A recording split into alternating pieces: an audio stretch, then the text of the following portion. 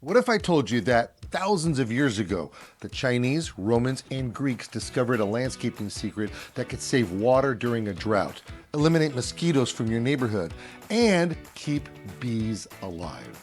I'm Nick Federoff, the resident horticulturalist for PBS KLCS TV show Things Green, and today I'm revealing elements for your own aquatic garden, especially small yards. Stick around because I'm about to show you the proper depth and why having a 70% canopy coverage is the difference between crystal clear water and green algae nightmares. And before we dive in, pun intended, tap that like button and subscribe so you don't miss a single tip that will transform your backyard into an oasis. Where do we start there?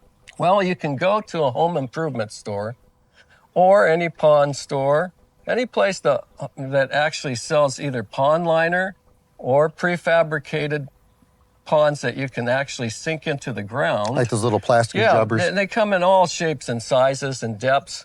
If you want to have koi, you're going to have at least a 2 foot or more depth to your pond. Is that right? So those they ones require a little more than the regular pond would as far as the requirements for those fish. And plus they require filtration. So you have to put that in your budget. In other words, you're going to have to put money into an elaborate filtration process if you're going to have koi. And plus koi are a little antagonistic to most of the pond plants. Best to go with goldfish, Japanese rice fish, and especially mosquito fish, because that's going to break the mosquito cycle in your neighborhood, and you're going to be everybody's favorite person for doing it. What about decorating around the pond? Is that something that's supposed to be done, or can you just keep it simple? I mean, you've got some pretty fancy rocks going on over here. Well, before you actually decorate, you have to decide where you're going to put these plants. So you're going to need some shelves for the plants that actually aren't going to be sitting on the bottom of the pond, but more as something to break up the lines of the pond around the edges. So you're going to need what's called bog plants. And to have a proper amount of depth is very important. So approximately 9 or 10 inches on your shelves would be ideal. So you don't have to look at the ugly pot, just the beautiful plants.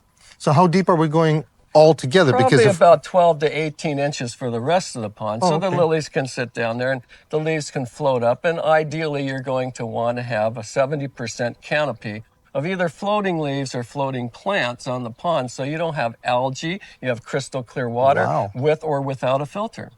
Okay, so am I going to have to start pulling out pH filters and things like that? Or, I mean, how scientific is this really going to get? The pond will balance pretty much itself. When you first fill it up, you want to give it about 48 hours to get the chloramines out.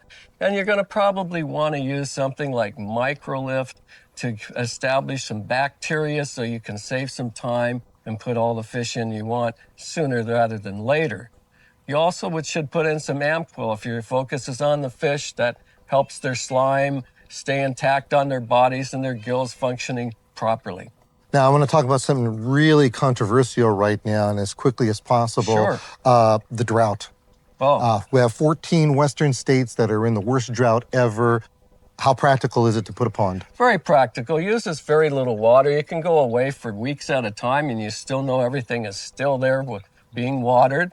Naturally, and it's a great place for bees to get some water to stay alive. They drink a lot of water, and without ponds and fountains, we're going to be in a severe crisis even worse than the drought, because we cannot survive as a human race without bees pollinating the plants and that we get our fruit and our vegetables from.